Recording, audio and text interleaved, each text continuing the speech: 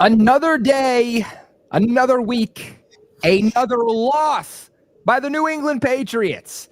What is going on, everybody? It's your boy Colby, also known as Patriots Global, joined as always by my boy Rob from House Call Sports. Appreciate you guys for tuning in to hear us talk some post-game about the New England Patriots, this time on the road in Buffalo, Week 16 against the Bills, who honestly might be the hottest team in football right now. I mean, they give the Kansas City Chiefs a loss in Kansas City, first and only loss of the season. They beat the Detroit Lions, who I thought were the best team in football. They hadn't lost since, week 2. The Bills beat both of them. And Josh Allen playing some of the hottest football of his career. Josh Allen very clearly the MVP for this 2024 season. And you look at how the Patriots have played in recent weeks, right?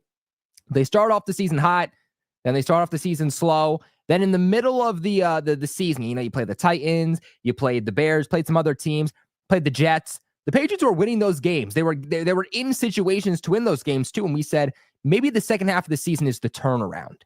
And then everything came back down to earth over the last few weeks, even last week after the bye week. You go up against the Arizona Cardinals, you get absolutely killed. And we're saying, dear God, do we as Patriots fans have to watch this next week against the Bills? Like, they're a team that multiple times this season has scored 35, 40, 45 points when needed. This is a Patriots team who can't even score 30. They have the longest streak in the NFL without scoring 30-plus points in a game.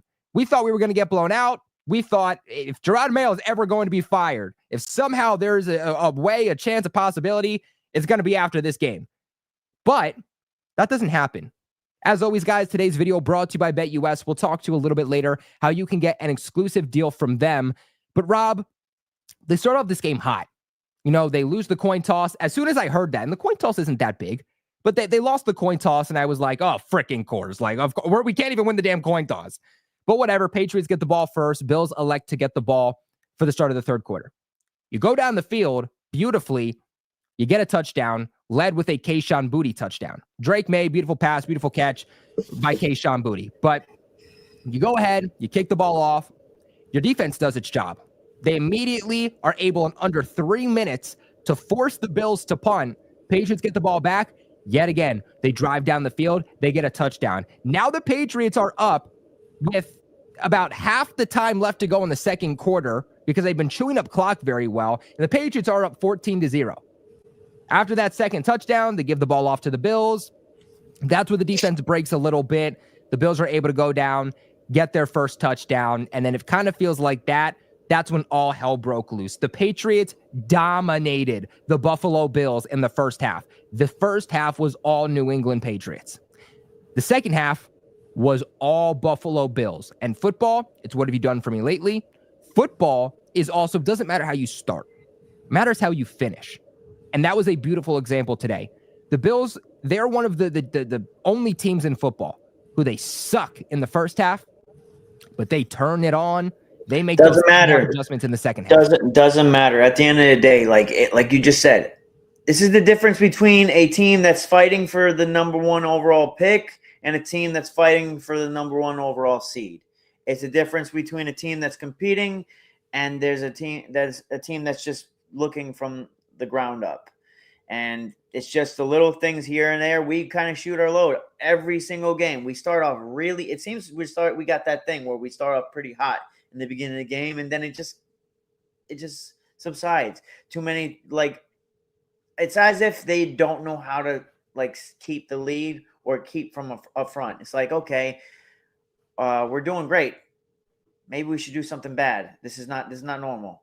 No, guys, you got to keep it consistent. But then you get the turnovers. I mean, this is a team, the Patriots, that have lost 4 straight games. 6 straight games held under 25 points. This is a Bills team that has not gone under 30 points in what, 2 months? 2 months. Yeah. 8 straight games, I believe it was, the stat. The fact of how they played today, I don't want to have a moral victory because I'm not happy. I'm not happy. I'm not happy with this. This is not something to hang our hat on. I'm sorry. This was, like I said, I said to you pre-stream, this was not good Bills. This is just bad Patriots. We we should have won this game. This was just one of those games that we lost. They didn't beat us. We beat ourselves today. Because when you have 3 straight possessions where 3 straight turnovers because of the guy that still just can't, he leads the league in fumbles, can't seemingly hold on to the football. I mean, it's tougher conditions. I could give him a pass today, but I won't give him a pass because all the times leading up to this point. So it's like, come on, dude. Stop doing that. But yeah. Yeah, and there's actually a stat that I wanted to pull up here real quick. Let me make sure I have this. So, like you said, Ramondre Stevenson, most fumbles by a running back this season. Ramondre Stevenson leads with 7. Breece Hall goes 6. Aaron Jones is 5. Kyron Williams is 5. Out of those 7 fumbles, Ramondre has lost 3. And we're going to start breaking him down here in a minute. We're going to start breaking down each position, whatnot. I want to get into some of these super chats real quick. You guys are donating during the holiday season. Goes to support the channel massively. Could not thank you guys enough. Really, one of the best ways if you want to go that extra mile in supporting the channel is by donating. Not just that, but check out some of the products below from Fanatics. When you guys see those products, you click them. You'd still get all the cool deals from Fanatics, whatnot, but I make a small portion off of it, so check them out. But my boy King Cato comes in with a $20 donation.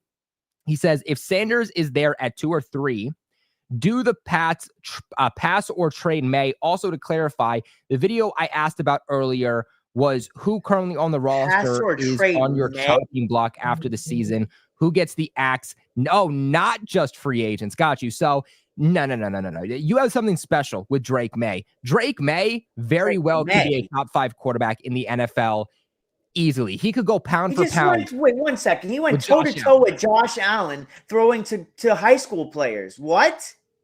Trade May? What? This is the same guy that Josh Allen had threw for, 160 yards today? What? Yeah, I think people are overlooking Shedeur. What? I think people are overlooking Shedeur Sanders to me. Go ahead and check out on Roundtable Sports. I'll drop the link in the chat for you guys. But I kicked off a new show with some of my buddies at Roundtable Sports. It's live every Thursday at 5:30 p.m. Eastern. It's called Draftaholics. And we break down the top, positions in the draft, mock drafts. We have Bro Schmo coming on the show. My brain hurts from reading that. I'm sorry. Like, what? But we also just broke down. That was our first video. Last Thursday, we broke down the top 5 quarterbacks in the draft and gave our thoughts. Maybe fantasy football. God. King Cato, I recommend checking out that video. This is not a good quarterback class. I think Shedeur didn't go in last year's class because it was so much better. Realistically, was Shedeur going over Drake May, Jaden Daniels, Caleb Williams? No, I don't even know if he would have went, over Michael Penix. Shedeur went in this draft because it's a bad quarterback class and he has the opportunity to go higher. Even in this class, Shedeur will not be the first quarterback taken off the board. Shedeur is not the best quarterback in this draft class. It is by far, unarguably, Cam Ward. And even then, I don't like the quarterback class. I think the question for Shedeur is, does he have enough talent? Does he have the talent to be a franchise quarterback? Or does he have all of this hype around him because of the social media presence, because of the hype, because of the aura that he has? He's being talked about so much that I think people are overhyping what he's going to be. Drake May is going to be a better quarterback at the NFL level when it's all said and done. I'm not saying he's a top 5 quarterback, but what I'm saying is he has the ability to get there. Give him a decent O-line. Give him decent receivers and see what he can do. Like even Patrick Mahomes. You look at Patrick Mahomes early on in his career, best O-line in the NFL. Still has one of the best O-lines in the NFL. Had Travis Kelce. Had Tyreek Hill. You build around your young quarterback early on. You don't put them in bad situations to succeed. You don't ask rookie quarterbacks to excel the offense past its limitations within their first couple of years. And Drake May is already excelling the offense past its limitations. Tell me a quarterback that is going to come in here and do the things that Drake May is doing with this supporting cast. You think Jacoby Brissett's coming in here and doing these same things? Please name me. Wait. Time out. Not even Patrick Mahomes is doing this because he has Travis Kelce over D-Hop. At some point during the season, Drake May was 1 or 2 touchdowns away from passing him, and he had only played like 3 games. So, like, to think that anybody thinks that this guy is a tradable asset, that is like, Jeff Fisher level question. I'm sorry. I think the only reason that free agents will want to come here is because of money and because of Drake May. Keep in mind, Rob, last year, free agents did not want to come here, not because of money. Patriots were offering money. The reason free agents did not want to come here was because they had questions at quarterback. If you hit on the quarterback, you have a franchise guy, players will want to come here. But if you have question marks at the most important position, nobody is ever going to want to come here. And we saw that with this organization last year. But as for who on the roster is potentially on the chopping block after this season, Ramondre Stevenson. Might be Ramondre, yeah. I'm looking at players and I'm saying, I don't know. Because Antonio Gibson's a better running back right now. I have to still go through my due diligence. I have to go back and do my after season kind of breakdown on each individual Kyle player. Duggar, Ramondre Stevenson. Those are the only two to me, though. Like, I can't think of any other players right now. Like, I'm even looking at wide receiver. Have any value. I'm looking at wide receiver. I wouldn't get rid of Douglas. I wouldn't get rid of Booty. Maybe they try to ship off like Javon Baker or Jalen Polk for a late round pick if they don't believe in them. Because even Jalen Polk, I mean, he had one target today, overthrown by Drake May, but it feels like they just don't believe in him to give him enough reps to even see what he has in not a tank year, but in a year where you're not fighting for anything in your final 3 games. Like, give this guy some opportunity, and they're still not doing so. Maybe they say, hey, give me a 5th or a 6th round pick for Polk or Baker, and there's a team that bites because they're on a rookie deal. So maybe something like that. But other than that, maybe Kyle Duggar. Tackling's been a problem for him all year. Ramondre Stevenson, if they can get a 3rd or 4th for him, honestly, I would consider doing it and head to the draft and get a guy of his caliber, because he's a great running back. Love Ramondre, but the fumbles have been such a liability that you can't rely on him, and it's a problem. Duggar's tackling today was very good, though. His tackling was very good. He had some to me that I was like, all right, like he had some really good moments, but he also had a couple where I was like, make the play behind the line, bro. But he made a couple of good plays, also had some questionable plays on that big James Cook run where he it was the touchdown that they got, the first touchdown when we were up 14-0. It was, I believe, Kyle Duggar who dove to try to tackle him and then took out Marte Mapu, and Mapu was playing free safety. So Mapu is your last line of defense in stopping that run. So he takes out Mapu, and instead of a big gain, it turns into a big gain and a touchdown. So I put that one on Duggar. And you talk about a game where a guy had to show up. Mapu, he had a forced fumble, he had an interception, and I believe he had like a pass deflection. This guy played out of his mind today. Bro, that's why there's even a discussion on, do you get rid of one of these safeties, Jabril Peppers, Kyle Duggar, whatnot? Because you have to play Mapu, right? Because I'm sorry, Rob, but every time that Mapu is in the game, he's making a play or he's making a play that is forced for another player on this defense to make the play. Can I ask you, before preseason, I'm 2 for 3 because I said don't bring back Ramondre Stevenson because you don't pay running backs, and I said don't bring back Kyle Duggar, right? You did say that. How are they looking right now? They're not looking very good, Rob. Listen, I'll give Ramondre Stevenson a little bit of a pass because I mean he's behind the worst offensive line in football, so that could be a catalyst as to why the stats are not matching up because he's a hell of a running back, but you fumbling the football is not on your offensive line. That's a you thing. But Kyle Duggar has regressed significantly. It's as if he got the paycheck and he's like, I don't know how to play football anymore. Yeah. Those are the only players to me personally that I would probably look to potentially move on from. Even then, I'm not saying I would move on from them, but I wonder if the Patriots would. A lot of cap space, maybe if they can get guys that they feel fit their system better. Because even thinking about Ramondre, I like Ramondre. Fumbling is a problem. He's a good back, but some inconsistencies. I wonder if he doesn't fit the Patriots system as well. This West Coast, Alex Van Pelt offense, I think Antonio Gibson actually fits that system a little bit better. But shout out to my boy King freaking Cato with a $20 donation. My freaking guy already getting us into the offseason and asking beautiful, beautiful questions. So appreciate that. Let's see. Ford Nation, my boy comes in. He was here live during the watch party, comes in with a $1 donation. My brother, I appreciate that. Trey comes in with a $10 donation, says 6 total wins with a better roster on the Titans, and there are still idiots who think Vrabel would crack half that amount of wins with this lineup. The intelligence of most of this fan base is mind-boggling.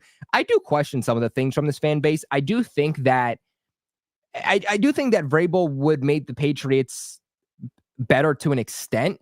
They'd have a few extra wins, but Do we think even with Vrabel here, they would have had like Houston Texans, CJ Stroud like season? Like I No, think people believe though, Rob, that the reason we're not winning is strictly because of Gerard Mayo, not because we have the hardest schedule in the NFL, not because we have the least talented roster in the NFL, not because it's year one, Jacoby Brissett, Drake May, everybody. In year one of a new system.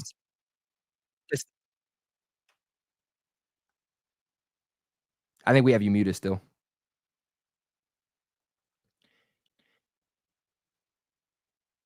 No, I think we still got you out. No, I hear myself for some reason more than I hear you. Hello. Oh, there we go. There we go. So, what was the question? So the question was, so Trey comes in and says 6 total wins with a better roster on the Titans, and there are still idiots who think Vrabel would crack half the amount of wins with this lineup. The intelligence of most of this fan base is mind-boggling. So he thinks that Vrabel would have not gotten more wins than Gerard Mayo this year. I think what he's trying to say is Vrabel would have gotten a couple more wins, but Vrabel wouldn't have changed the trajectory of this season. Well, so okay. I think he would have got 6 wins because you got to think about just situationally what he would have had the team way more prepared. I mean, look at the Seattle game. That's a winnable game. You go look at the Dolphins game.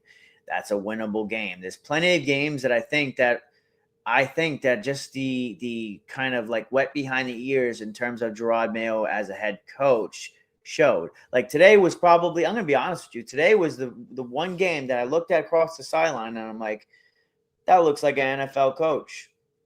Are you in unison with me on this one? Because he looked situationally like he knew what he was doing. Yeah, I thought he did pretty well. I mean, there was a lot of times where they panned over and he was just pissed off in the second half, and you could tell because honestly, it wasn't coming down to coaching decisions. It came down to player execution in the second half. Yeah, but that's the biggest thing. We look to the sideline up until this point, and it's just been looking at it, and all you see is just the guy who doesn't show emotion. Then I saw emotion today. I was like, that's what we want to see. Where's the emotion? Am I the only one that did not see any emotion from him all season? Today, when they converted the 4th down, he was like doing the whole like Bill Belichick, like come on. Like you saw emotion from him, and that's something we've been waiting for all season. Situationally, he was way better today. He looked way more prepared. He's listening to all the BS narratives that are being spitted out about him being possibly moved on from. Which, by the way, the report says that this is still up in the air. Who knows? But at the end of the day, it looked like an NFL coach on the sideline today, and that's something to go and hang our hat on. Yeah, I thought he looked good today. I put on my channel a video. Maybe it was a live stream like a couple days ago. I was like, it's official. Like Gerard Mayo's coming back. I know that some people are like, but Greg Bedard said that there's still a chance that he could still. No, there's not. Like, let's be honest. This is Adam Schefter, Diana Ruzzini, Tom Curran, 3 reports coming out. Diana Ruzzini the other day doubled down on it and said that Gerard Mayo behind the scenes understood the circumstances that Mayo was given and that he was not going to give up on him after year 1. Okay. And I said, look, even despite this, I think there is a slight path that he could, only if Gerard Mayo gets killed like 45 to like 3 or 45 to 7 over the last 3 games. He came in here and almost beat the damn Buffalo Bills, who are the best team in the NFL, and an in-division rival. His job today. He might have saved his job today. If today was something to hang your hat on all season, you went toe-to-toe with a team that's a Super Bowl contender. And I know it's any given week, any given Sunday, but that's not a team. That's a Josh Allen that, as of late, has owned us. And I'm going to be honest with you. We lost the game today. He didn't beat us because it's 160 yards, and he didn't. He looked very human today. Extremely human. I thought DeMarcus Covington had a hell of a game plan today outside of being able to stop the run with James Cook. We were right there, this close. If you just a couple plays here or there, no turnovers, and we win this game. Honestly, if you don't even have one of your turnovers, maybe the Patriots win this game. I mean, it comes down to 3 points. So you look at it. If Drake May doesn't have that interception in the end zone and that's a touchdown, game could be different. If Ramondre Stevenson doesn't have the ball bobble off his hands, maybe that touchdown doesn't happen. Like, there's a lot of different things you could look at and say the Patriots could have won this. So I do agree with you that I think especially, I mean, I thought heading into this game, he was already coming back. And I felt confident in that, especially with 3 reporters, very reasonable and successful reporters and reliable reporters coming out saying the same things. And then after how he performed today, it's all but certain. Like, Mayo is coming back. I think that Vrabel, like I said, maybe would have gotten the Patriots a few extra wins, but even with this lineup, worst roster in the NFL, lots of young new pieces. Like, I don't know how many coaches would come in here and make this a playoff team. I really don't think any would, because yes, some of the coaching early on in the season was rough, but I think today is a beautiful example that a lot of the problems that they're having, not all of them, but a lot of problems the Patriots are having comes down to not situational football, but rather execution by the players, right? Because there was a point today where they knew Josh Allen was going to sneak it, and they crowded the box, and they knew exactly what was coming, but they couldn't stop it. It came down to execution. The play call was right, but you don't have Gerard Mayo on the field playing defense no more. He can only call the plays, tell you what's going to happen, how to stop it. It comes down to the players to be the ones to come down and execute. And I feel like today was a beautiful example on how the players just weren't executing. It's a talent barren roster. We all knew this was not going to be a 1 season type deal. This is probably not even a 2 season type deal, because the offseason, this draft that's coming up, it's a lot to be desired. And the free agency pool is not great either, but as obviously there are going to be players that are going to be dropped from the roster, and maybe the TV deal will rise up to, I don't know, the salary cap might go up a little bit. Someone put in the chat, Josh Allen 1.0 went against Josh Allen 2.0. Respectfully, and this may be me being a homer, I think he has the potential to be better, because here's the thing. 56 completion percentage, I believe, in his first year, and 58% completion percentage his second year. This kid Josh Allen did not have to do what he had to do with the roster this barren. He was not Josh Allen until he got Stephon Diggs. Drake May's doing this with nothing. I respectfully, I think he's going to be better. Hey, man, I think Josh Allen's the second best quarterback in the NFL. So I would love for Drake May to be better. I think Drake May looks better at this point in his career versus what Josh Allen looked like at this point in his career. I think it's up to the Patriots to build around Drake May correctly. And if that's the case, who knows? Maybe he can. I definitely think that Drake May is special. Brother, he's 12% more accurate. Like, it's not even close. Like, Allen looked terrible. They're not in the same hemisphere.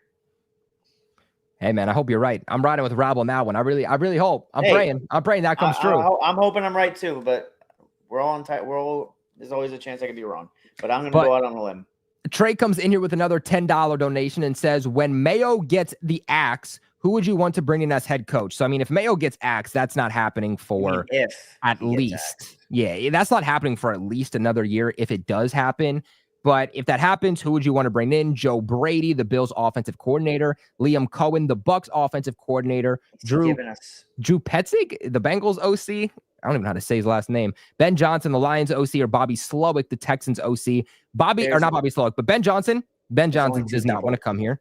I don't think he comes. Joe Brady, I like, but I'm not 100% convinced that it's Joe Brady that has made the Bills successful. I think Josh Allen got married and just turned that crap on. Liam Cohen, the Bucks OC, I do like him. Bobby Slowick, I think, fell off this year. I wouldn't be very interested. It's really 2 people. It's either Mike Vrabel or Ben Johnson, but you got to look at the situation. What is Ben Johnson would have to, I mean, whoever is the assistant GM for the Lions, bring them here, because I believe I was watching a podcast and they had recruited in the last 3 drafts, they have 9 starters. So, as far as I'm concerned, first of all, Elliott Wolf can get the step in. When you're talking about replacing the head coach, how about let's go even higher? Let's go replace Elliott Wolf, because as far as I'm concerned, this draft, you cannot give me – look, we all know Drake May fell in his lap. Like, that's not – you don't get credit for a player at his caliber to falling in your lap. This happens to be one of the best draft quarterback classes since probably when Joe Burrow was drafted. Yeah, it was a good one. But the rest of the draft is just like it's terrible. Like, So why not just get rid of him? So I'll go after the guy that's the assistant GM for the damn Lions. But if I had to pick, it's either Mike Vrabel or Ben Johnson. Ben Johnson's already came out and said, I don't know if he said it, or at least his sources behind it said, basically an organization would have to admit to their prior faults. And I think the Crafts are just way too prideful to do that. I mean, you got to go and look. I think the reason why Gerard Mayo is the head coach is because they know they can control him. That's just how I see it. Why is it that he's meeting with them every week to discuss football things? Is he the head coach, or are they the head coach? Like what is the deal? Yeah, for me, I think it would come down to what exactly would Ben Johnson want, because if he wants like control over personnel and stuff like Brady did, then hey, congratulations, you look really good with the Lions right now, but just because you're a good OC with the Lions doesn't mean that you're the reason they're successful, and doesn't mean you're going to be a good head coach. I don't trust you. Like even Belichick, it took time for Belichick to be able to be the Patriots general manager and take over those personnel duties. And even late in his career, we saw why that wasn't a very smart move. So if he wants to come in, call plays offensively, sure. The Browns offensive coach does the exact same thing. Like, I don't care. You want to call plays offensively? Do as you wish. Okay. Every coach is different. He wouldn't come in as a CEO coach. He would come in as a hands-on coach. But again, why would he come to New England? He's going to want a lot of money. He wants the perfect situation. I don't think New England is the place that he's ultimately going to go to. I mean, let's keep in mind too, when Josh McDaniels was in New England, he was basically the Ben Johnson back in the day. And then he crapped the bed. So you gotta look at like what's the more desirable locations out there right now. Believe it or not, you look at that Chicago Bears. I mean, that they have 4 pretty damn good receivers and an offense, and Caleb Williams, who was the number 1 overall pick in this draft. Then you go look maybe the New York Jets. That might be, they have a lot of talent on that roster. This is not a ready-made. He could just come here and the success is there. But I will also say, hey, listen, you got $100 million in cap space and you have a top draft pick, which, by the way, guys, we're number 2 right now. So as far as I'm concerned, if we could keep this up, the Raiders are going to have to trade with us. That's what you want. What did I call this last week? I was like, please, for the love of God. Last week. I think we said that's the position you want to be in, so that if you want your quarterback, number 2 straight up. But yeah, we'll even get into like the draft standing in a minute. But King Cato comes back in with a $5 donation. My man, he says, clarification, I meant pass on Sanders or trade May, which you guys answered. I like Sanders over May last year. Thought he was more accurate. Thanks, guys. I will say that like Drake May has definitely been more accurate at the NFL level than I was expecting. And that's despite the deficiencies that he has on O-line and at receiver. I think May ultimately Drake May has the better arm. Drake May is more athletic, and I think Drake May is way better at creating off script. So I think in any draft, Drake May would go over Sanders. Sanders and Drake May, literally every single thing Drake May's better at. Every single thing. I think if we took away the fact that Dion is his dad, I don't think we'd be talking about Sanders as much as we are. He would be a 2nd-round pick. Yeah, I don't think he'd be as hyped as everyone's making him. Go put him in the North Carolina situation where he was throwing a Tez Walker and take away Travis Hunter, and let's see what he does. Well, I want to ask everybody a question. I want you guys to put in the poll, see what you guys say. Let's see who's going to be right. This is your opportunity to say, oh shoot, I was right, I called it, or oh, wow, I was wrong, and now I'm on the losing side. But you guys let us know in the chat, boy or girl. You guys heard that right, because Rob is a daddy.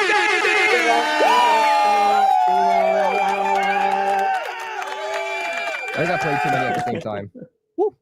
I think I played too many at the same time. They all started to go off a little bit. But Rob's a dad, everybody. So big shout out to our boy Rob, who is officially going to be a dad. I mean, Rob, I've known about this for a few weeks. It's obviously been hard to keep in. We talk about it before we go live, but absolutely insane. I was shook when Rob told me probably like 2-3 weeks ago. But, Rob, any words? I'm like, you press like every button on your soundboard, bro. Yeah, I got to. I don't know, man. I just want a healthy baby. That's the biggest thing, man. It's just like a healthy baby. Ooh, We got don't like know everybody. yet. We don't know. Yeah, jeez.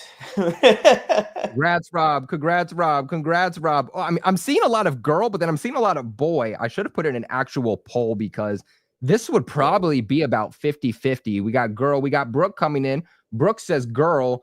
Girl, boy, girl. I feel like Rob would be such a girl dad. It doesn't matter, bro. I feel like Rob would be such a girl dad.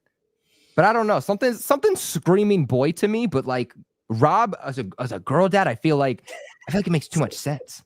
Hoping a boy groom him to be the next Julian Edelman, brother. I don't have the genes for that. I'm like, How tall are you, Rob? No comment, bro. No comment. Are you above 5'9"? Absolutely not. You know what? Absolutely. You got I got Jones. He's the next Marcus Jones. Bro. Not even that, bro. He's the next Marcus Jones right there. You could be a terrible. 5'8" successful player, right? But he could be the next Lad McConkey. Actually, never mind. Lad McConkey's 6 foot. I just thought he was smaller. Name me another small slot player, guys, because I swear there's some of them. He's gonna be. Let's see. Trey comes in here, $5 donation. He says, hoping a boy groom him to be the next Julian Edelman. This is the one you read. But I don't know, man. I don't know. You guys let us know in the chat. You guys let us know. And whenever we find out what it is, we'll let you guys know who got it right and who got it wrong. So put it in right now because we're going to look back in the chat whenever Rob finally has the answer. And we're going to know. Oh, yeah, he could be the Mario Douglas. There you go. Mario Douglas is 5'8". Bro, y'all give me too much credit. You realize I'm really, really short. I went through the Marine Corps, and I was just fighting against the wind at that point because I'm a short dude going against everybody else that's way bigger than me. Yeah, 20-mile-an-hour gusts that just picked Rob up and took it with him. Yeah, it's shit. Rob you went don't where put the wind sandbags at my feet. I'm flying away. Poor guy, man. Anyways, love you guys. Appreciate all you guys. These streams are nothing without you guys. And I know we kind of go back and forth, but like I'm just so appreciative to have every one of you guys.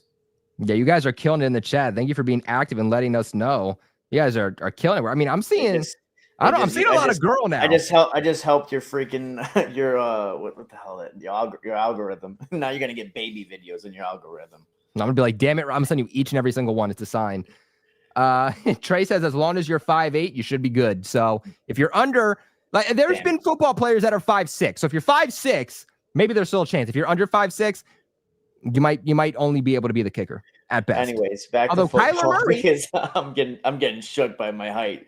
Kyler Murray does some special things. But Rob, you did allude to something earlier that I wanted to hit on, and that was where the Patriots are in the standings for the 2025 draft. We, of course, have to talk about this. If you were a part of the tank community, then you're obviously happy today. I still think tanking is stupid. I would much rather the Patriots get a win, go into the offseason with a level of momentum. But I told you guys that if the Patriots won today, you wanted the Jags to win. Because if the Jags won and the Patriots won, they would have been the same record. It would have given the Patriots a higher draft pick. But if the Patriots lost, you did not want the Jags to win. The Patriots would have stayed at the 3rd overall pick. But if the Raiders won, which they did, that would have thrusted the Patriots up with a loss. So, yes, we want wins. We wanted today's win. But there's at least a silver lining behind the loss. And that's you went from the 3rd overall pick to the 2nd. You moved up one spot. And if somehow a miracle happens in the final 2 weeks and the Giants somehow win a game, the Patriots, and of course, Patriots would have to lose out. But if the Giants win one more game, the Patriots would hold the 1st overall pick in the 2025 NFL draft due to a tied record and because they have the lowest strength of the schedule compared to all of these teams. So, Rob, what are your thoughts on this? I mean, you look at what the Giants have left. They got the Colts and they have the Eagles. The Eagles they sometimes sneak one against them, and the Colts, they have a quarterback, with all due respect, he's very, very athletic. He's dreadful. He's a 50% passing percentage quarterback. He really isn't anything special. He could do his L dance all he wants on the sideline. He's the only quarterback ever that's ever tapped out. And I think that may be the game that they tap out that the Giants may win. And that's our best shot, because when you go look at the strength of schedule, The 4-6-3 is the reason why we're at the number 2 right now. The lower that number is, the higher you move up. So being that we're 3-12 and the Jacksonville Jaguars are 3-12, as you can see, if the season was to end today, we would have the second overall pick. Here's my biggest thing. After watching today, there's a possibility we could win one of these last 2 games. Because the Bills, I mean, I don't see how they're going to catch Kansas City, because Kansas City are 14-1 today, and obviously there's more drama about how they won that game. Surprise, surprise. But anyways, that they may or may not have something to play for. So that's really just what's going to come down to, is whether or not they have something to play for, and whether or not the Giants. If the Giants can just win one of these games, which is very possible because you got a division rival and you got the Colts. Hey, I hope they sweep. Yeah, there's definitely still a possibility. Anything can go either way. Like, the Patriots could have the first overall pick.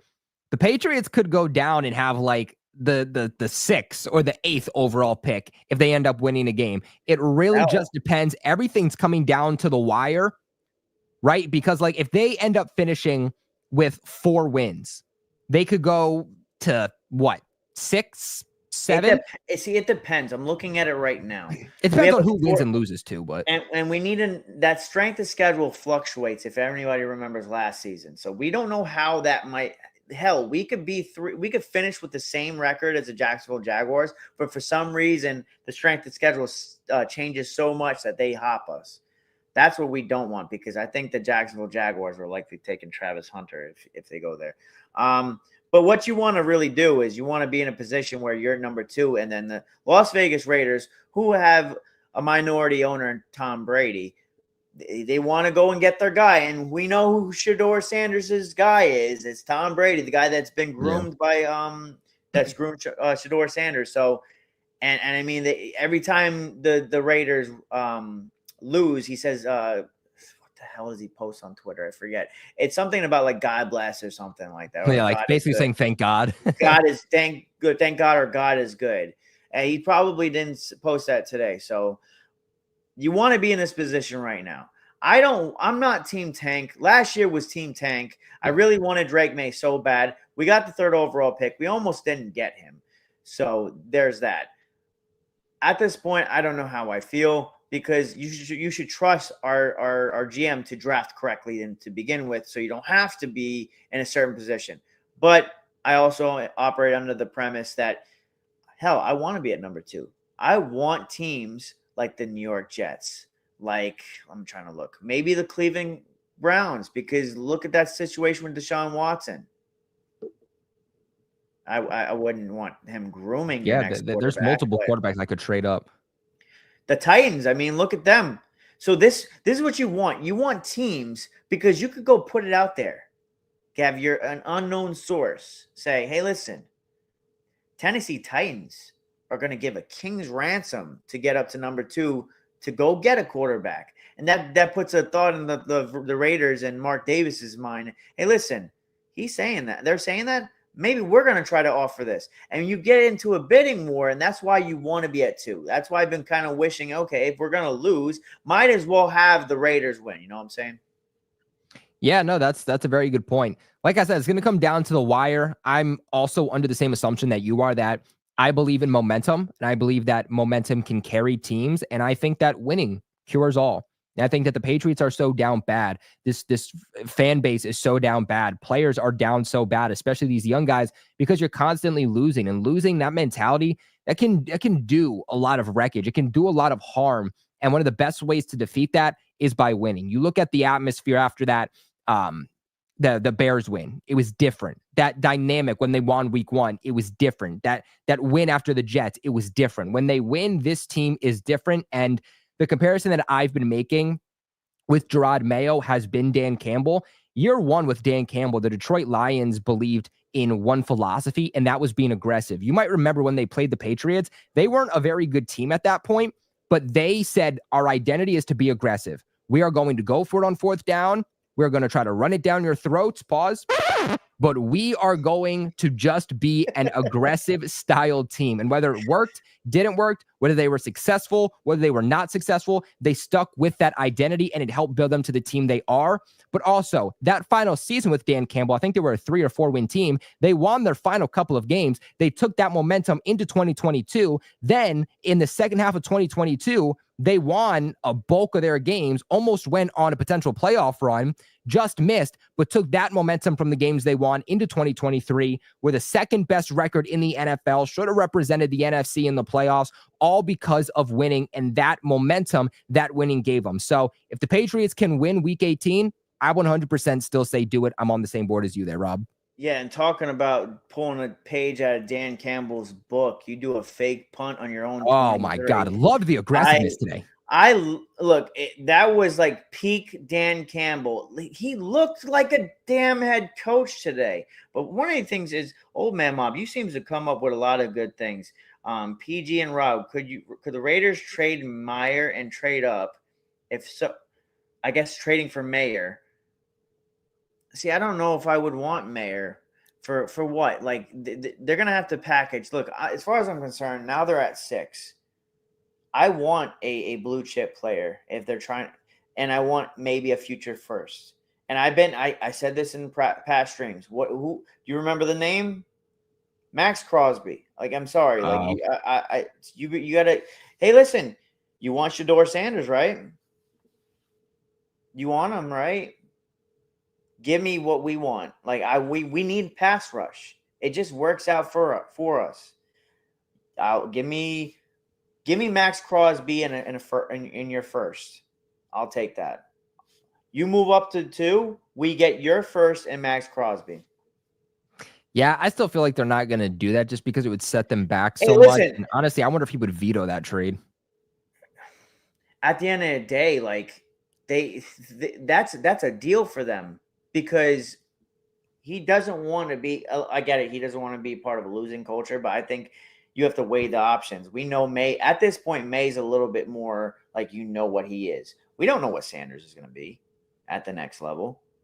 We know May's going to be good at the next level, or at least we have some kind of idea that he will be good. We don't know if Sanders is going to be good.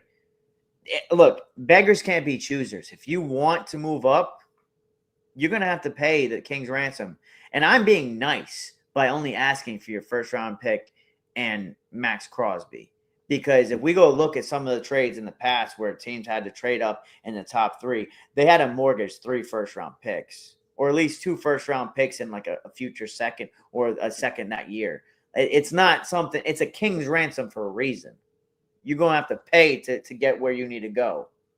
See, I actually would accept Mayer. And my question would be, what exactly would the package be with him versus without him? Because do I want a second-round pick? Or do I want May? Well, or Mayer, rather. I want the second round pick. So if I can get a first round pick, maybe instead of a second, I get a third and then a first round pick next year. You know what? Okay, I'll take that. And I'll take Mayer because I think Mayer can be a very, very good tight end still. I think he's obviously tight end 2 for them. I know they want to run 12 personnel a lot there with Vegas, but if you can get a guy that can be your future, I'm for it. Why? Because we need to get guys that can be the future. We know Drake May loves his tight ends. Loves them at college, loves them in the NFL, loves to operate in the middle of the field. Mayer is a big, big body. I think he's like 6'5", 6'6" tight end, right up in the middle. Traditional tight end would fit the style of tight end that the Patriots are trying to run here that Drake May has worked well with in the past. But not just that. You have Austin Hooper. He's getting older. Hunter Henry, you signed to a multi-year deal. He's getting older. What have the Patriots struggled with in recent years, Rob? It's getting guys in the building that can take over when the vets are done. That is something they were so good with Belichick. They haven't been good at doing that in recent years. This would allow them to get that next guy in the building. This is a very deep class at tight end. I don't know if I would want to trade. I don't know if I would want to trade for Mayer. He's been at the NFL level, but like, what's his name? Loveland out of Michigan. Like, there's plenty.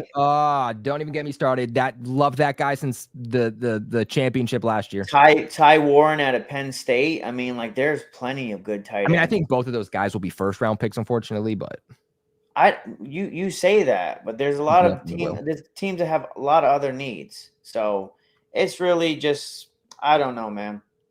We're in a good position right now. That's all I know. Yeah, it was a good question too. But That was a and very good what I'll question. say too is, remember the 49ers? Remember the 49ers? They started to build that roster with Kyle Shanahan. They got Jimmy Garoppolo. They sucked the next year. They had another high pick that allowed them to get Bosa. And then after that, they started to cook. You got your quarterback, but just because you got your quarterback doesn't mean that year you're going to be good. Sometimes being worse the next year and getting a high pick to then build around your franchise quarterback, it's proved to be very, very good for teams at times and very beneficial. So that's something else that I would watch. But before we continue on with today's video, want to give a massive shout out to the sponsors of the video over at BetUS. Right now, when you guys sign up super quick, takes less than 60 seconds, and you use the promo code YouTube150, that is YouTube150, you will lock yourselves into a limited time exclusive offer of a 150% sign up bonus on your first deposit, followed by 125 on your next two, all the way up to $2,000. Guys, that is a deal on your first 3 deposits right now, something that no other sportsbook is doing. Right now with BetUS, the deal doesn't stop there. You can also get a 200% crypto deposit bonus, 10% back on your net losses 2 times a year, and your very own personalized account manager. The Patriots stink. I get it. You probably don't want to bet on them. I completely understand that too. Great thing with BetUS is that they have the best betting variety in the business. So you don't have to use this sign-up bonus on the Patriots. You can use it on the NBA and the Celtics. You can use it on hockey, baseball, politics, entertainment, horse racing, fighting, you name it. BetUS is going to have it, but play smart. Never bet more than you can afford to lose. One of my other favorite features about BetUS is their live wagering on all major games, which is super, super cool. I've done that myself, but play smart, play responsible, never bet more than you can afford to lose, but a massive shout out to BetUS. But Rob, want to come in here and quickly kind of just get back into this game, see the rest of your thoughts. Want to kind of get in here to Ramondre a little bit and what you think that they should do with this running back group, where you go with him. We touched upon it a little bit, but we didn't fully touch upon it. And I think after today, I think that, 14 of these points that the Bills put up all came because of Ramondre. You had that fumble when you were driving down the field. They get it. They recover. Then you had the one where Drake May throws behind him. By the way, people asking, how is that fair? Like the refs are cheating us. That should have been an incomplete pass. Drake May threw it behind him. So it's not considered a pass. It's considered a running play. It would be like the same thing if Drake May got the snap, handed it off to Ramondre. As soon as Ramondre touched the ball, he dropped it. It's basically the same thing. Because it touched Ramondre's hands, the ball was live. He had possession, tipped the top of his hands, hits the end zone. He doesn't dive for it. 5 Buffalo Bills defenders do, and it's a touchdown for them. But again, in a 3-point game, 14 points coming because a running back turned the ball over, not very good. Yeah, I'm at the point where I just can't take it anymore. This offseason, you need to start looking elsewhere. And it's not saying get rid of Ramondre, but like you need to how many times he fumbled it and you kept him out for like a couple of plays. No, you need to set an example that you can't be doing this or this happens. Gibson fumbled today too, but Gibson hasn't made it a common theme that he's going to do that. As far as I'm concerned, man, you should be looking for another running back that sets a fire underneath Ramondre, or try to trade him this offseason, because at this point, I'm really sick of the fumbling, because it's happening now when we're not good. So what happens when we're starting to be competitive? Because it's not. What was it, last week? I believe he fumbled and he recovered it back. It's not. This is just hit in his game, and it's not even just this year. We could go and reference many years. Genty, that'd be nice, but that's he'll go in like the top. That's 20. that's a luxury pick. He's probably going to be a Cowboy or a Chief. Making me depressed here, Rob. But I mean, I agree with you. For lack of better words, I completely agree with you. And the thing too is that the O-line's bad, right? The O-line's bad, but that's not the reason he's fumbling. The O-line is the reason where maybe he's not getting as much rushing lanes. Maybe he's not as productive. The reason he's fumbling has nothing to do with bad offensive line play, because there's running backs with bad offensive line play who don't fumble for the entire season, let alone fumble 7 times and lose 3 of them. This is completely on Ramondre. It was early on in the season. I want to say it was week 4, maybe week 5, where Ramondre was fumbling on a week-to-week basis, and Mayo said, now he's starting to lose them. He needs to be disciplined. He's not going to be the bell cow. What does he do? The discipline for Ramondre Stevenson was not playing him the first drive of the following game. They need to sit him down. They need to make sure he knows this isn't okay, because he's fumbling and he's under that mindset of, crap, I fumbled. That's not going to look good on the stat sheet. I'll get him back next time, because he knows the Patriots are going to throw him back in. You need to sit him. Gerard Mayo needs to be what he is now versus what Belichick was. He needs to be in like the middle, because Belichick will put you in the doghouse the entire season. I'm not saying that that Stevenson should be in the doghouse the entire season, but he should at the very least sit out for the next game, sit out for the next 2 games. Make Gibson your lead back and show him, hey, we'll go with Antonio Gibson if you cannot be consistent, because Ramondre was good in this game. Outside of the fumbling, Ramondre was good. I mean, he was, let me pull this up real quick. So Ramondre was 12 attempts, 60 yards, 5 yards on average, touchdown, long run of 14 yards. It was those 2 negative plays that were frustrated, that we're here talking about this right now. But like you alluded to, running back is one of those positions. You can go to free agency, you can go to the draft, and you can find a guy that can do it. I say it every year. And if he cannot come in and start doing his job, then I'm seeing, you want a 4th-round pick for Ramondre Stevenson? I love Ramondre, but you got to think that there's another guy out there that can do the things he's doing and just simply not fumble the ball. Because like you said, we're not good right now. It doesn't matter in hindsight that we are losing games. Like, when are you going to maximize Ramondre Stevenson if he does decide to turn it around? As far as I'm concerned, I hate to say it, running backs are replaceable. The only ones that I think you can't really replace are Saquon Barkley, the 2 running backs for the Detroit Lions, and maybe Derrick Henry. Those are guys that are like the top echelon that you go and pay. As far as I'm concerned, Ramondre Stevenson, he's not an average. I think he's above average running back. But his biggest kryptonite is he just puts himself in a predicament where, like the Bengals game a couple years ago, you're about to score, he fumbles the freaking game away. You can't. This happens too much, and we've seen in years past. The Patriots used to have like this NASCAR package. Since when is only having 2 running backs a thing? 4. You should have 4 so you can interchange them. I'm not saying that you're going to have your every down guy, and then you're going to have your change pace guy, and then you're going to have your receiving threat. And the 4th one is just in case you want to, for injury or whatever it may be. We're really only 2 deep. That's it. And like Old Man Mob, I seen your comment about drafting or getting one in free agency. As far as I'm concerned, why not both?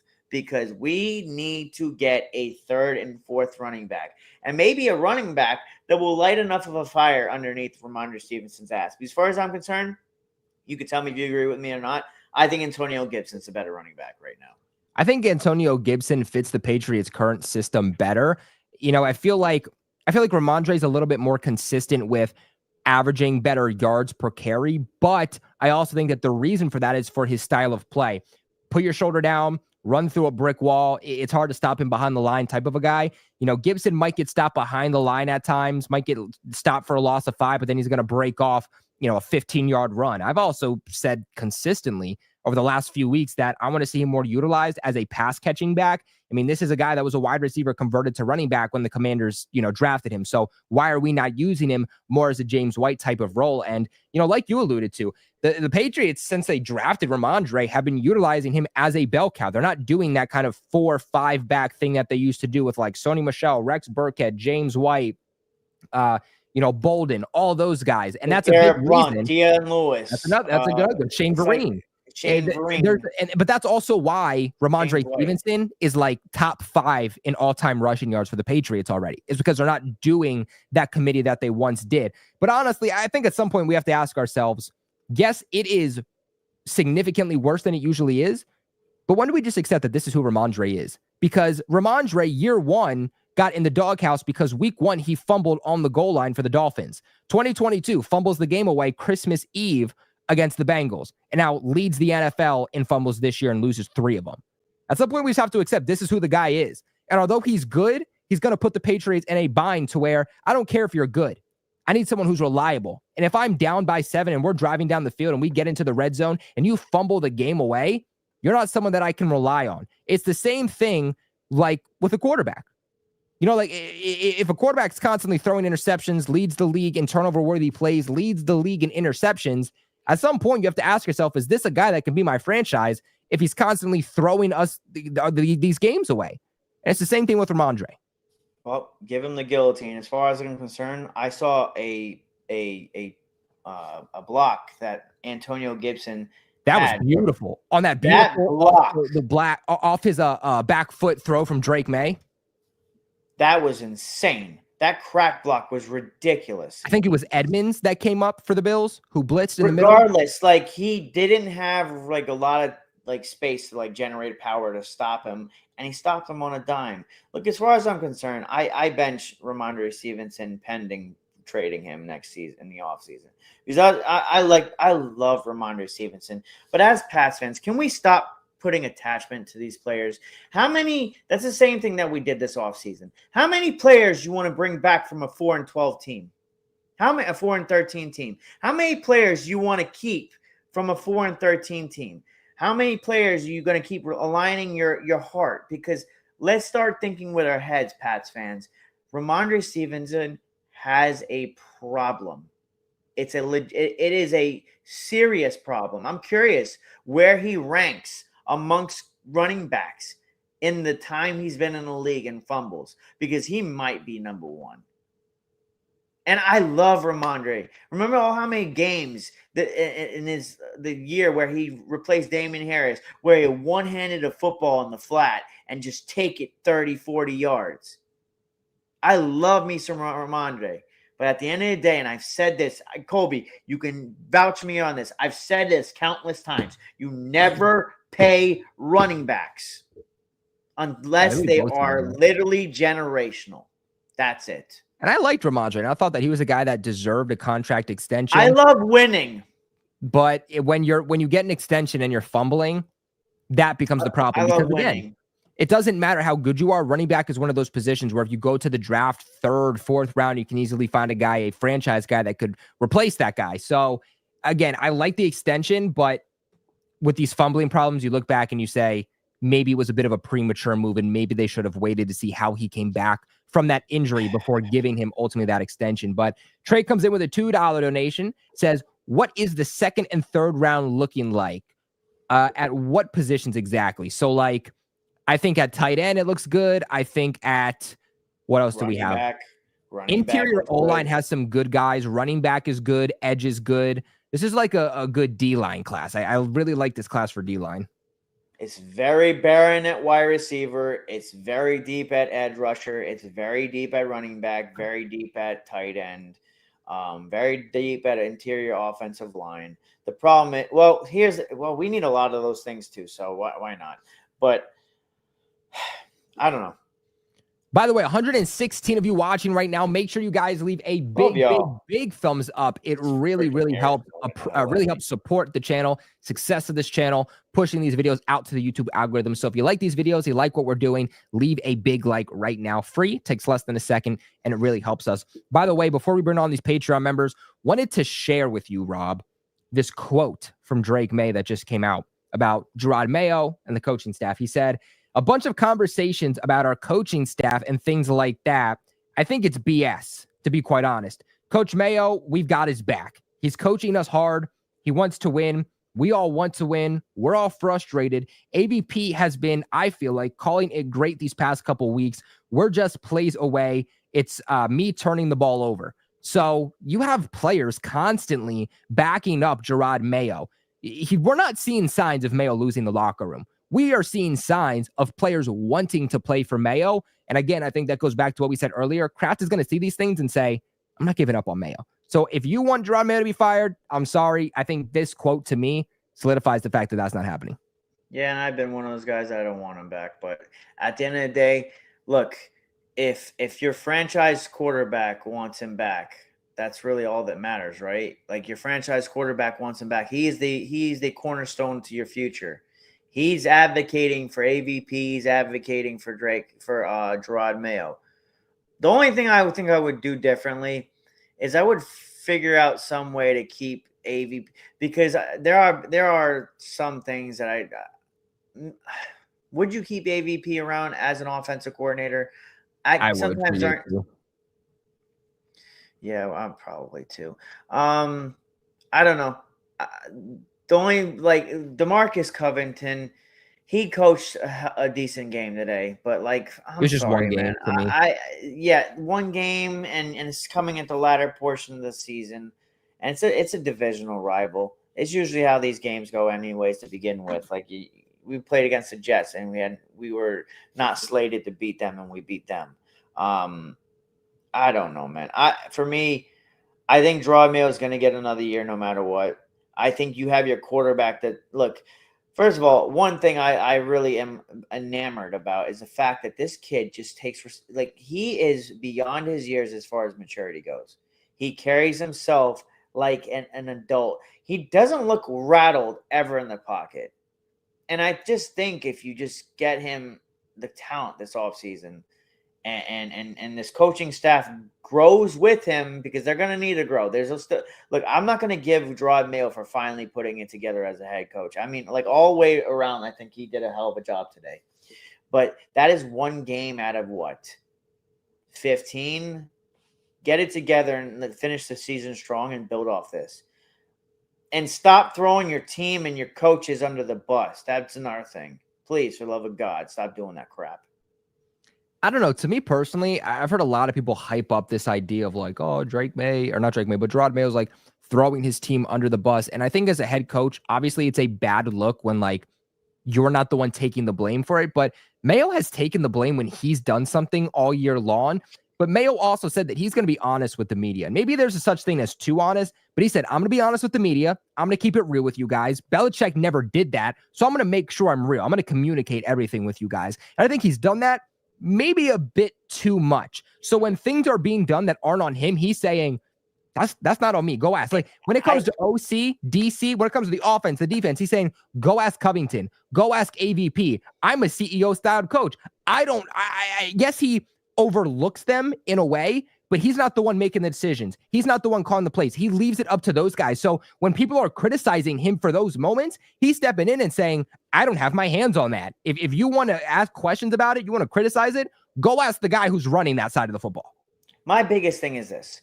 Just don't walk it back the next day. Just have stand by it. Stand by what you're saying. Stand by it, because then it gets swept under the rug. But if you go and there are literally people that are calling it walk it back Monday. Just have confidence in what you say and have confidence that AVP didn't see it that way. And if you talk with AVP behind the scenes, then there's no reason to talk about it, and don't put it out there. Who cares that us as fans seeing that, or the very negative Boston media seeing it as a problem? As long as you handle it in-house, you have no reason to tell the media as to why you said something. Stop walking things back. That's really what's making it go sour, because like he says one thing, the very next day it turns out that he's contradicting himself. Just have confidence in whatever you say. Or here's a thought. Take a second to think about what you're going to say before you say it. And be like, maybe this I shouldn't say. Or no comment. That's you could pull a Marshawn Lynch. I'm just here so I don't get fined. That's fair. I agree with you on he needs to not go back on what he's saying, but I don't agree with people saying he's throwing other people under the bus. I don't think that, but I do agree. Like, dude, if you're going to say something, believe in something, stand by it and don't be so flippy floppy. Agreed. That part I do agree with. But let's go. Let's bring on these Patreon members and let's start here with DTN. DTN, let me switch this up real quick, actually. Which one? Let's do this one. DTN, what's up? Doing great, guys. And Rob, I'm gonna try my best. You're crashing out, bro. I'm not gonna try my best. You're not doing great. You're not. I can see it in your eyes. You're ready to go off. You're not doing great. No, I was going to say that I wish that if I can't help myself by trying to get out of the Patriots and want to go the Bruins route, since we did play Buffalo yesterday, and we did get a win against the Sabres, but I thought we could do the same thing against the Bills right after the first half of the game, which I thought was kind of impressive. But then second half, I think we just went back to relevance. It's like we fall back to earth, like with the same old Patriots that we have been seeing throughout the whole entire season. Like, I'm not surprised. And to move on to the Ramondre Stevenson situation, like, I agree that I think that the extension was kind of a bit premature. For example, like, I can think of like one running back that would have been similar to like Ramondre Stevenson's situation. Like, for example, like Zeke, for example, like what happened when he was with the Cowboys, like when he got that extension, he just looked worse, I would say. He didn't put up the same stats that he put up to, like, during his throughout his rookie contract. And as Joey, thank you for these stats, because I just need to know. Even though like Badarian Lowe had a good game, I just think throughout the whole entire season he has just looked inconsistent. Like, it doesn't matter if he had a good game or not. The only thing that matters is you have to be consistent. Let's preface real quick that it's probably because May's running for his damn life. Yeah, I think too that Vidarian Lowe, he's okay when it comes to power rushers, but when he comes speed rushers, he stinks. He is very slow and sluggish off the line. Yeah, those guys beat him all the time. You look at, who is it, Chop Robinson, guy who is speed to power, killed Vidarian Lowe. But guys who are power to speed, it seems like he can contain those guys a little bit. Yeah. I'm going to say, I don't know how good, if this Saturday, if he's going to put up the same performance against either Joey Bosa or Khalil Mack, because... Oh, crap, I forgot we played Saturday. Yeah, I just realized, like, I did not know that this game is going to be we play next Saturday on the NFL Network. What time is that going to be? Because they said they wanted to see Drake May. That's the only reason they would flex that game to Saturday, which I'm like, okay. I might not be able to make that stream. I got to work. Yeah, do you give me Saturday is a rough day. I saw my Saturday. I was like, oh, I got to switch my plans up. Are you kidding me? Well, we will be going live Saturday, guys. Oh, I'm going to be there. I promise. I'm on my winter break. Wait. I normally have Saturdays off. I don't know. That's a TBD. Guys, say a prayer for Rob in the comments. Yep.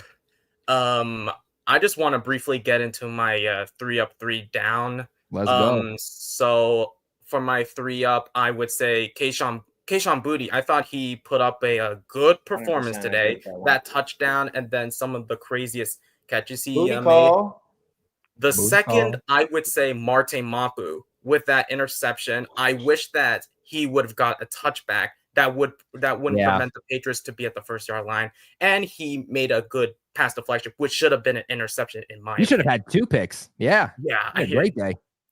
And then the third one, I want to say the double tight ends again. It's like every single week the tight ends continue to impress me. And I want to say this to Elliott Wolf. You gotta extend Austin Hooper. I know he's like in his 30s, I would say, but but just to let these people know, both Henry and Hooper were both in the same draft class, 2016 draft class. So if you can extend Hooper to at least 1 or 2 years, at least we got the same continuity that Drake May can throw to have that same chemistry, in my opinion.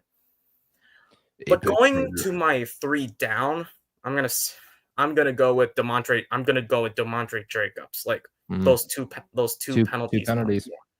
The false starts, in my opinion, I think they were so unnecessary. There's no discipline, and I know I'm one of these people who are like, we need more bodies on tackles.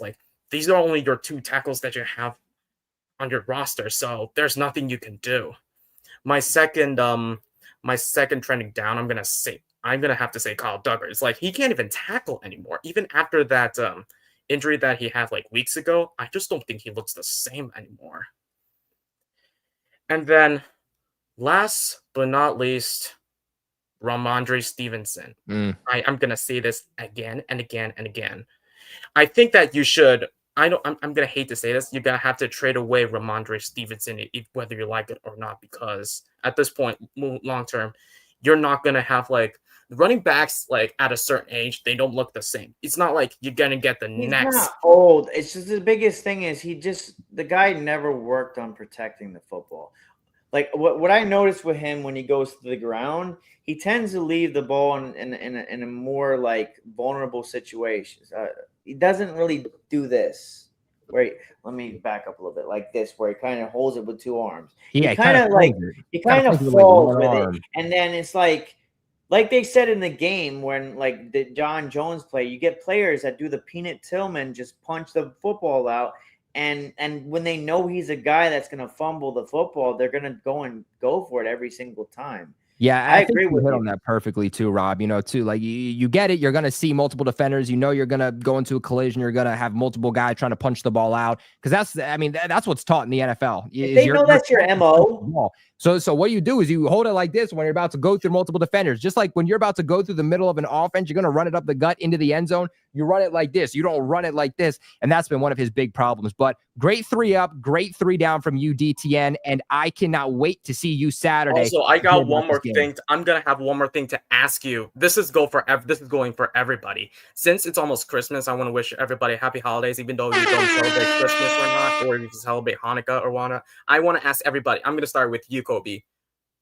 For Christmas, what do you want from the Patriots? What do you want for Christmas? What do I want from Christmas from the New England Patriots? Honestly, an offensive line. I think building in the trenches is the second most important thing in the football. You get your quarterback, that's number 1. You build in the trenches, O-line, D-line, that's number 2. Ironically, where have the Patriots sucked as of late? Quarterback, they got Drake May. They solved that. Trenches, that's step 2. So for this Christmas, I'm asking Gerard Mayo for the trenches.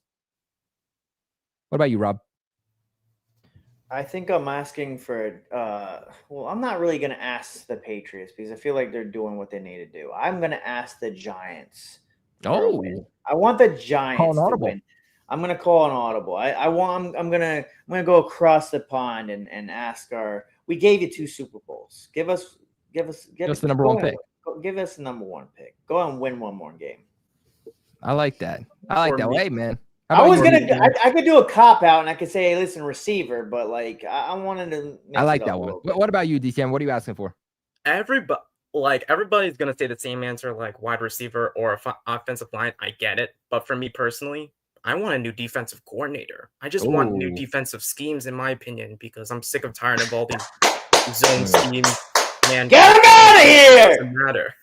Also, we need better defensive personnel, in my opinion. We need some new assistant head coaches. Get rid of that wide receivers coach, in my opinion. Get rid of that running backs coach because he's not even disciplining Ramondre Stevenson at this point. I agree. Hey, man, shout out to DTN. Gave us a great little holiday special there, too. I like that. That was good. Shout out to our boy DTN. Cannot wait to see him back on the stream in less than a week. We'll see him in a couple days, just on Saturday. So shout out DTN. As long as he's not traveling. Of course, we don't know his plans. But let's go ahead and let's bring on the next guy. Nathan, Software Dragon, buddy. How you feeling?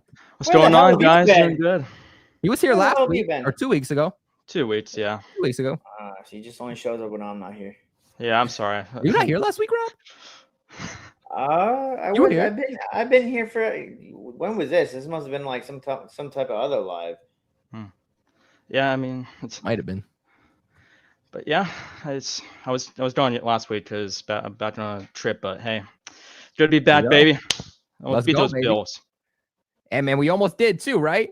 Like we were close to beating the Bills. If you think about it, kind of beat ourselves. We did, and honestly, I could see being down to these couple of positions I'm going to ask you guys about free agency. So I'm going to do this so I can hit on every one of these players to where I'm going to name a position, and then I want your guys' thoughts on them. All right? Let's hear it. All right. Let's start with the wide receivers. It's not as big of a list for me, but we all know that we want T. Higgins. I'm not going to put him in there. That's a given at this point. PG, I heard you list Chris Godwin during your video a couple of days ago, and maybe Stephon Diggs. I don't know. What would you guys say? I feel like he's very toxic, and we saw how the Bills got better without Stephon Diggs. He's going to be on 30 season-ending injury. I would pass on him. He just seems like a toxic locker room type of guy. Chris Godwin, I would bring in if everything else fails. You can't get a number 1 guy via trade. You can't get T. Higgins, and you want to address the offensive line in the draft. Go out and get Chris Godwin, a guy who helps you deep, a veteran, a number 1 wide receiver. but he's like, I think he'll be 29 by the time the season starts. He's coming off of a gruesome season-ending injury, so he's not my favorite guy. But if all else fails, get him. He's better than anyone on the current roster. And that's my biggest concern is that you're going to go out and get a guy. As far as I'm concerned, like I am very concerned with their injuries. I think T. Higgins is playing possum right now, to be honest, Colby. I don't think he's as injured as they make him out to be. I mean, like, why would you play when you know you need to get your money? Like, let's be real. He's not as injured as everyone thinks he is. But as far as Stephon Diggs, hell no. The guy he's toxic as hell. Anywhere he goes, he's toxic as hell. It's not just the Bills. He did this in Minnesota too, if everybody remembers. Godwin, like, as far as I'm concerned, this is not a one receiver thing. If you're going to go get T. Higgins, go get Chris Godwin too. Like, load up the damn receiving core. Because as far as I'm concerned, brother, everybody's expendable outside of maybe Douglas. I'm sorry. Like, everybody can kind of like trickle down and fill out the top of the roster, get the wide receivers all toned out. Yeah, I agree with you guys. I mean, when I saw those on PFF, I was like, I don't know if those are really, the best guys, either injury related or not. But let's move on to edge, because baby, it's been a storyline for this season with not getting Micah Parsons. I'm joking. Let's go trade for him. That's a top trade target. Let's go. They don't have the money. They don't think they have the money to go get him anyway. So hey, would you trade the third overall pick or second overall pick for Micah Parsons? I didn't think about that, honestly. It's the same thing. Overall pick for Micah Parsons. It's the same thing that I said about wide receiver. If you want like an AJ Brown and he's available for trade, don't use the second overall pick. Trade down, get a haul, and then use the pick that you traded down with to then trade for somebody. I wouldn't give up the second overall pick for Parsons. I don't know. Yeah, I agree, but maybe it's very tempting. It's very tempting. I'll give you that. They might. I mean, they might make him expendable. I mean, you can't pay Dak and CeeDee Lamb all, $30 million contracts. So, I mean, true. I thought about a guy, maybe Josh Sweat. I kind of like him. I wouldn't be against him. I don't know if he'd be like your edge rusher or one. I don't feel confident in it. But I think the Patriots need two edge rushers. I think Keon White is actually an interior defensive lineman. He is way better rushing from the interior than he is the edge. Yeah. And maybe to complement, if we do bring in Josh Sweat, I mean, Colby, you talk about it all the time with, this team being way too young. I mean, he may be past his prime Khalil Mack, but honestly, who would hurt to go ahead and bring in a guy for $8 million a year, honestly, and like bring in a guy who's had that consistent, production, I guess, I mean, it's better than a Hassan Reddick at this point, right? I mean, he's ask for money all you want to a guy. I don't want that in our locker room.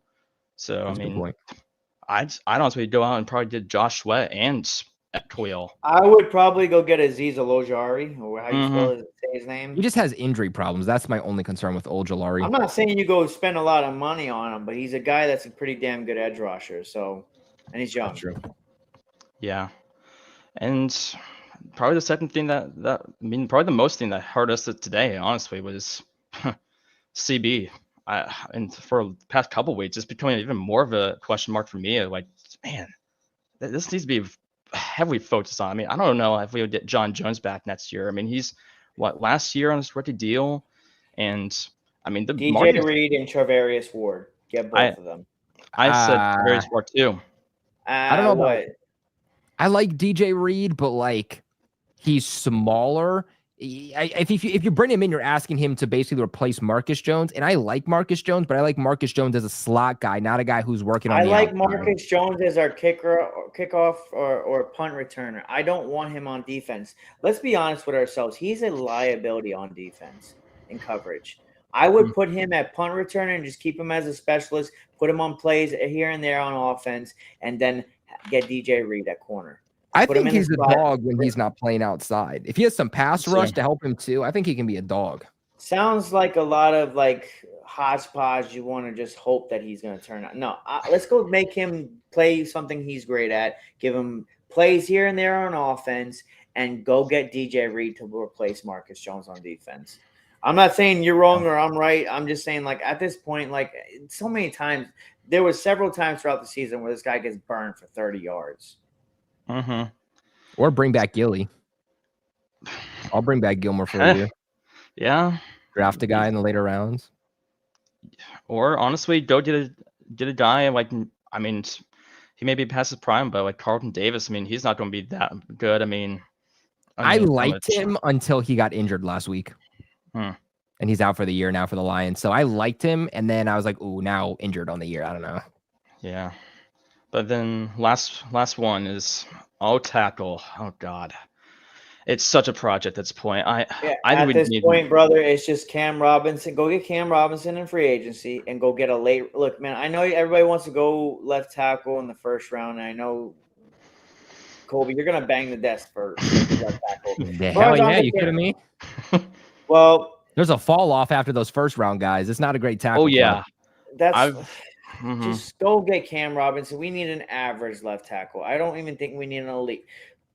I get it. And here's the thing: Kelvin Banks has been not doing great. Will Campbell's arms are short, and he hasn't been doing great. So we're gonna go and put our first round top 10 pick in Kelvin Banks or Will Campbell. I might throw up at that possibility.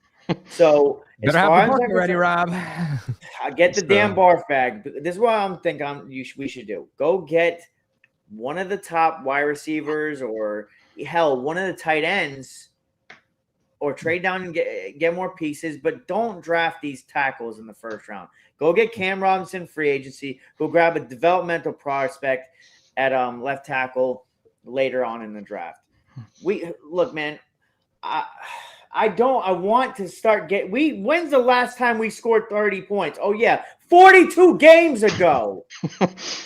42. Yeah, it's a long time. It's a long time ago, and I mean. What about Ronnie Stanley? Does he get it brought back to? He's not hitting free agency. Left tackles like him don't hit free agency. Yeah, unfortunately. If he does somehow hit free agency, pay him whatever the hell he wants. Yes. Blank check it. Whatever he wants. Now, what about like a trade for a tackle? Like, is that too much to ask for? I mean, I don't think that there's going to be any guys that are truly starting caliber worthy to trade for. Like.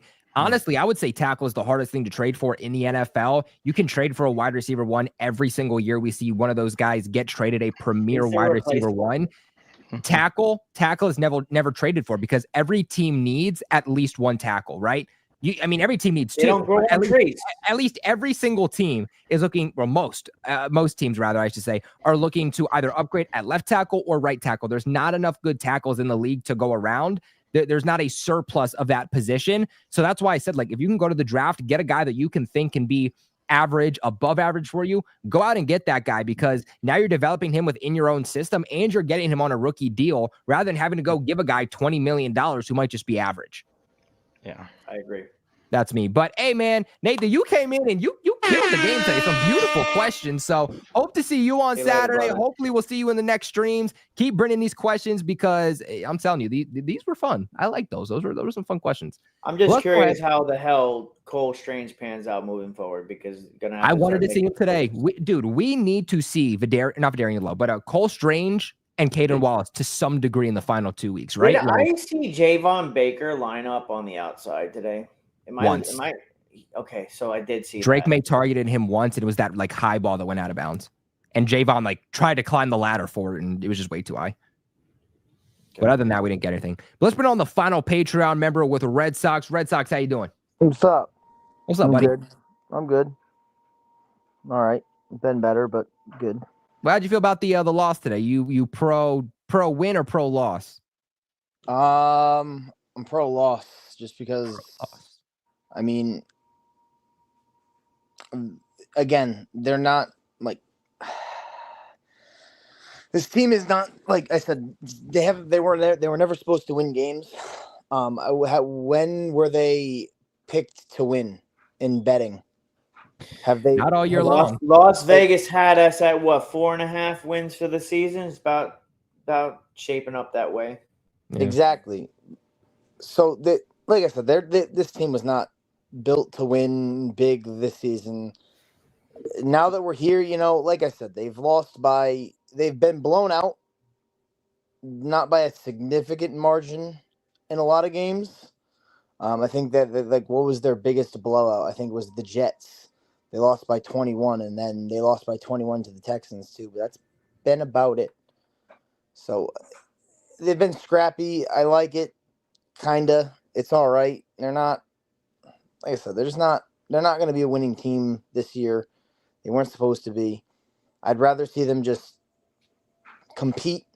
Like I said, if they can compete, and I think that it's been all about the mentality of the new coaching staff. You have a new coaching staff, a rookie quarterback, completely new defensive schemes, completely new offensive schemes. You've had a revolving door on the offensive line in total, not just one position, but every single position at offensive line.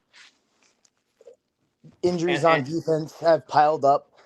I mean, like you can't. I don't think there's too much to point the finger at one thing and be like, oh yeah. I think people hopping on the fire Mayo thing are just really, really dumb. I think that's a really, really stupid way to go about it. Yeah, I agree. Well, I do. All right, well, let's think about it like this, right? So everybody from 2021, when they drafted Mac Jones, right? Everybody thought Mac Jones was the future, right? And then what happened? We're gonna bring in Matt Patricia as his offensive coordinator. Okay, that didn't work out. Now we're gonna bring in Bill O'Brien.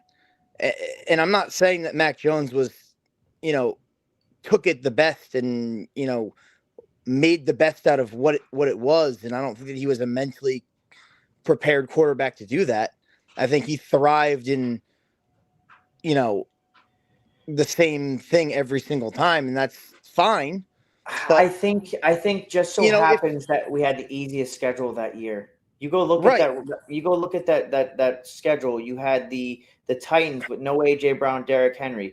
The Browns, Baker Mayfield was injured. The Jets twice with Zach Wilson. The Texans with Davis Mills. The Falcons with an aging Matt Ryan. Literally could have had Stevie Wonder at quarterback, and we would have made the playoffs. Like I said, I don't think that you like it's, but it's the same thing with Drake May. If you don't implement and you don't keep the coaching, there's no point. You're going to ruin his progression. You're not going to see what you have in Drake May. And what we have seen has been great. Don't get me wrong. It's been fantastic. But they said that this was going to be a multi-year rebuild. Nobody expected this team to win. And these have been the arguments that I've been in with people. And it's like, dude, like this is a young team. You have to, you're not going to snap your fingers and everything is going to click and this team is going to have 30 years of greatness again. Like that's just, it's not going to happen that way. You're going to have to suck for a little bit now. Unfortunately, do I want to see them suck? No Patriots fan does, but they're going to have to suck so that you can find the players that want to play. And people in the Discord have said, oh, well, nobody's going to want to come here. And I'm like, well, I don't know if that's actually true because they're basing it off of 2024 when they didn't have a quarterback. What wide receivers come into a team that at that point in time, pre-draft, doesn't have a quarterback, doesn't have this, doesn't have that. They have no future. They just got a rookie head coach. Now that they've seen Drake May play, you might have some players like, oh, maybe I'll go to New England if they throw money at me. Mm-hmm. You never know. So that's why I'm just like, I'd let it rock for another year or two. If they suck next year, he's going to be on the hot seat. And if they suck really bad in year 3, then he'll get fired. No, if there's no progress in year 2, he's gone. I think he has to be. Well, I think that there obviously needs to be progress. That's what I'm saying. But like, I would settle for 7 wins. Really. How much worse can you suck than you have this year? You've won 3 games. No, we want to see progress. I mean, you go look at year 1 with Dan Campbell. I don't think he won more than like 1 game. He won 3. They won. Okay, it was bad. It was bad. And then you go and start the season the year and after that. I believe they started off like 1-6 or something. Yeah, they were bad. They were bad. And then they finished off the year strong. They won like 9 games. Exactly. Yeah. But that's what we want going into next year. As far as I'm concerned, it's not wins and losses until you start filling out this roster. We all love Belichick, but he left this roster like so barren. Exactly. But we're going to have to hope that our GM and our scouting department removes their head from their ass because they don't know how to develop or even draft players. Well, again, like I said, I said this tonight in the Discord too. We truly do not know what we have from drafted players from this past year. You don't know because number one, again, Well- this team's not equipped to develop guys in game. Like, I'm sorry, like Okay. Dylan Polk behind that offensive line, what receivers are gonna really, really thrive? No rookie receiver is gonna thrive behind that offensive line. Look, No, I would expect something though. He's like out of like 112 qualified receivers, he's 112. again, He I'm not. literally. Like I said, I don't think he even broke 100 yards this year. No, I'm not that is trying- that is so bad. Again, I'm not. Like I said, I'm not trying to defend him. I don't think he's been good, but I don't think that you can solely make blame and place blame on any specific part of this team right now because we don't know. You have no idea. Nobody knows except for the guys in that locker room, and they're not saying anything. True. I think the You're fact that they're talking not about saying Gerard anything says a lot. Mayo. Gerard Mayo's he's saying, "Oh well, it's this guy. Well, it's this. You got to talk to him." They're not blaming. Like, they're blaming. Everybody's blaming each other. So you don't know who it's ultimately falling on. Who's actually making the decisions? With Bill Belichick, we knew it was Bill Belichick making the decisions, and he took ownership for the decisions that he made. Right now, nobody's really. You don't know who's calling what, who's doing, like, who's actually calling the shots in that locker room. Is it Gerard Mayo sometimes this week, or is it Elliott Wolf next week? Is it who's, again, like, we don't know yet. You really can't sit here and place the blame on any sole person. How do we know that their wide receiver coach just isn't absolute, dog shit? Like, none of their wide receivers have really performed this year. Kayshon Boutte has underperformed from what my expectation was from him. So is Demario Douglas. Like, everybody on this offense has taken a regression from, maybe besides Hunter Henry, has been the only one who's really progressed from last year, because last year he didn't play a whole lot, and that's that. He was injured last year.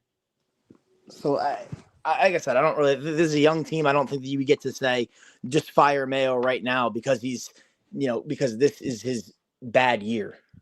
I don't think that that's exactly fair. Yeah, I 100% agree with that, man. Shout out to Red Sox for coming in here and just dropping some knowledge on everybody. I agree with what he said. For me, Kayshon Boutte is actually performing better than I expected. I wasn't as hype as I think some people were. I was kind of surprised he made the final roster. All the way going back to the offseason, I said he's inconsistent. I've questions with that. That's exactly what he's doing so far this season. Demario Douglas, I think, definitely agree. Hasn't taken that step forward that I thought he would, but maybe he really is just like a wide receiver 3. I think realistically on this team, he's a wide receiver 3. He's not a wide receiver 2. He'll never be your wide receiver 1. You have a good place with him, but I don't think that he'll ever be more than, like I said, a wide receiver 3. And, you have to get your wide receiver 1. Maybe Kendrick Bourne can be your wide receiver 2. But honestly, at this point, I'm thinking KB might even just be like a wide receiver 4. He's about to be 30. That might be all he is. And you need wide receiver 4s. You need wide receiver 5s. But I think they might need a wide receiver 1 and wide receiver 2. At the end of the day, we need to start weighing our roster against other rosters. I think Patriots fans just watch Patriots football, because when you go look at how an offense is supposed to be ran, and that's not a shot at AVP because he has nothing to work with at the talented positions or the skill positions that happen to be the wide receiver position. Demario Douglas, I told people before the season, he is not a 1, he is not a 2, he is maybe a 3 or 4. Boutte has the capabilities to be a 2, but right now he's playing like a 3 or 4. So we got to call it as we see it. We have to go and load up and maybe get a 1 and a 2. No, not maybe. Go do it. You got the money. Go do it. Yeah, I agree. But before we log off, I do want to give another shout out to BetUS. Make sure you guys sign up. Use that code YouTube150 when you do sign up to lock yourselves into a limited time exclusive offer of 150% sign up bonus on your first deposit, followed by 125 on your next 2. all the way up to $2,000. That is a deal on your first 3 deposits when you guys sign up right now and use promo code YouTube150. Great thing about BetUS is they'll also give you 10% back on your net losses 2 times a year. Could not be here without them. Big shout out to BetUS. Play smart from the start. Never bet more than you can afford to lose. But remember that supporting the sponsors, that supports the channel, supports me massively here at Patriots Global, which only means better and more Patriots-related content for you guys. But Rob, any last thoughts before we wrap up? I don't know. I saw a team that didn't quit today. They're starting. I feel like I've seen that all year, Rob, too. And there's been a game or two here and there that I felt like they kind of quit. But as of late, they have they're giving me hope for the future. But it's just it really just all depends. I feel like they need to nail this offseason. If you're in a position where a team is outbidding you, then you outbid them. There should be no excuse. Oh, we couldn't afford them. Bullshit. Yeah, I agree with you. Should be a Patriot, period. Teagan should be a Patriot. I mean, as long as he doesn't go back to Cincinnati, which would be an insane thing. But then pay him more money. Literally, there is no excuse. If you can't get him in the building they offer him this, okay, offer him more. We could play the game of you want to see who could bid more. Unless they re-sign him before he hits free agency, then you can't offer him a contract. Which is a high possibility, which would be so stupid by the Bengals, but whatever. That's a discussion for another time. Hey, y'all, Merry Christmas. Merry freaking Christmas. Happy holidays. Happy New Year to everybody.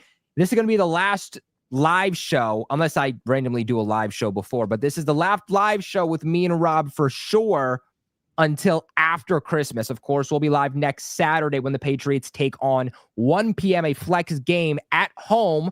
Final 2 games are at home, but this one here in week 17 against the Chargers. Live watch party, all the good stuff as usual. Love you guys so much for riding with us here today. A game we all thought we were going to get blown out of. We didn't. Just to show you, the NFL is any freaking given week. No such thing as a certified blowout, but we appreciate you guys for coming in, man. And like I keep saying, just Merry Christmas, man. Vibes are high. I feel great. I hope you guys get some good presents, relax, watch some good Christmas movies, man. I watched literally the last 2 nights, every single Christmas movie under the sun. Jingle All the Way still holds up, by the way. Red one is good one. See, I want to see that, but I heard mixed reviews. Hey, listen, based off, I just watched it yesterday. What would you rate it out of 10? Probably like a 7.5. Is it worth buying? Yes. It's okay. You know what? Tonight we are watching Red 1 because of Rob, guys. Make sure your vibes are high the next few days. Drink that hot cocoa. Spend some time with family. Watch those Christmas movies. Just relax the next few days and just have a Merry Christmas, guys. I appreciate you as always for watching. I'll see you guys with family. in a few days. Spend time with friends. Spend time with family. Don't work too hard.